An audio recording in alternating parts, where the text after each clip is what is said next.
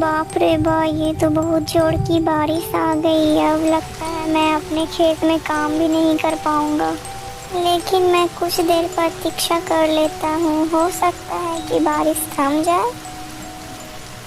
इस प्रकार वो किसान बहुत देर तक बारिश के रुकने की प्रतीक्षा करता है। अब मुझे नहीं लगता कि ये बारिश रुकेगी। मुझे जल्दी से अपने घर चले जाना चाहिए, नहीं तो मैं बीमार पड़ जाऊंगा। फिर वह किसान बारिश में ही वहां से अपने घर की ओर निकल पड़ता है।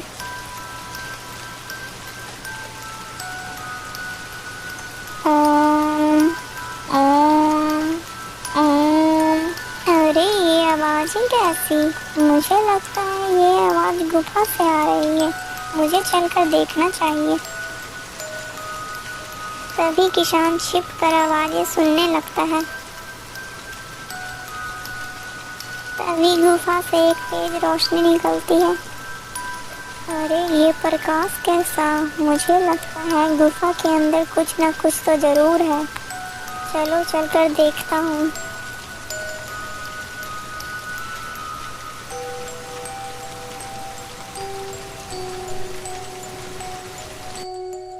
फिर वो गुफा के अंदर जाता है और तब वो देखता है कि एक साधु अपनी तपस्या में बहुत ही लीन है। अरे यह तो एक साधु है, परंतु इस साधु के अंदर कितना रोशनी आ रहा है। तभी उस साधु की आंख खुल जाती है। कौन हो तुम और इस गुफा में क्यों आए हो? बाबा, मैं एक किसान हूँ और मैं अपने खेत में काम कर रहा था। तभी भारी वर्षा होने के कारण मैं इधर से गुजर रहा था, तो मुझे इस गुफा से कुछ आवाजें सुनाई दी। तो मैं इस गुफा में यह देखने आया था कि आखिर इस गुफा में कौन है। लेकिन बेटा, तुम्हें इस गुफा में नहीं आना चाहिए था। ये गुफा बहुत ही ज्यादा खतरनाक है। चले जाओ यहाँ से। ठीक है बाबा, मैं यहाँ से चला जाता हूँ।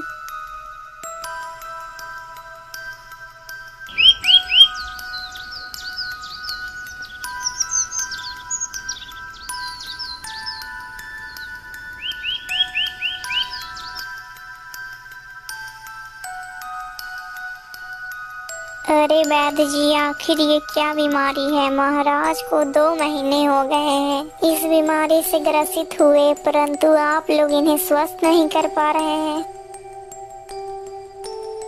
क्या करें महारानी जी, हम तो अपनी पूरी कोशिश कर रहे हैं कि महाराज जल्द से जल्द स्वस्थ हो जाए, परंतु इस बीमारी का कुछ पता ही नहीं चल रहा है।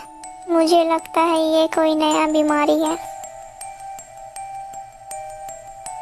अरे वैद्य जी, क्या इस बीमारी का कोई भी इलाज नहीं है?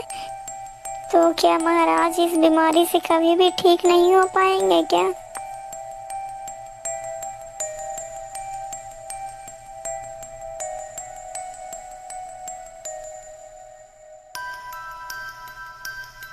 अरे भाग्यवान, इतना समय हो गया है परंतु तुम अभी भी सो ही रही हो।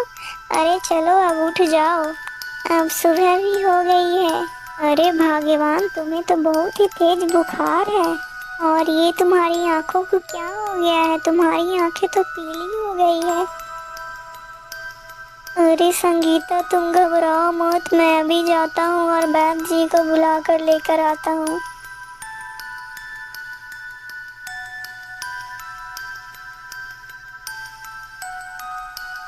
वैद्य जी जल्दी चलिए, पता नहीं हमारी पत्नी को क्या हो गया है। उसे बहुत जोर का बुखार हो गया है।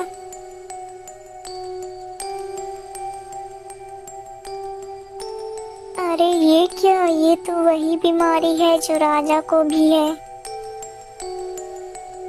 क्या हुआ वैद्य जी, आप कुछ बोल क्यों नहीं रहे हैं? क्या हुआ है मेरी पत्नी को?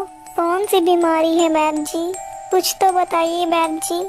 अरे सुरेश, तुम्हारी पत्नी को बहुत ही गंभीर बीमारी हुई है। इसका इलाज तो मेरे पास भी नहीं है। ये जो बीमारी तुम्हारी पत्नी को हुई है, वही बीमारी हमारे राज्य के राजा को भी हुई है। लेकिन मैं इनका भी इलाज नहीं कर पा रहा हूँ। अब तुम तो भगवान से ही प्रार्थना करो कि यह सब कुछ ठीक हो जाए। ए भगवान, यह कैसी बीमारी दे दी है आपने मेरी पत्नी को, जिसका कोई इलाज भी नहीं है। भगवान, मेरी पत्नी की रक्षा करो, उसे जल्दी से ठीक कर दो। भगवान, अब मैं क्या करूं, आप ही बताओ। किसके पास जाऊं, कहाँ जाऊं, किससे सहायता मांगू, मेरी पत्नी ठीक हो जाए। भगवान, मैं ऐसा करता हूँ कि उन्हीं गुफा वाले बाबा के पास जाता हूँ और उन्हीं से मदद मांगता हूँ।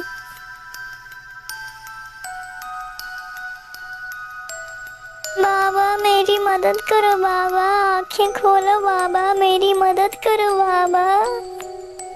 क्या हुआ बेटा, तुम इतना परेशान क्यों हो, क्या बात है?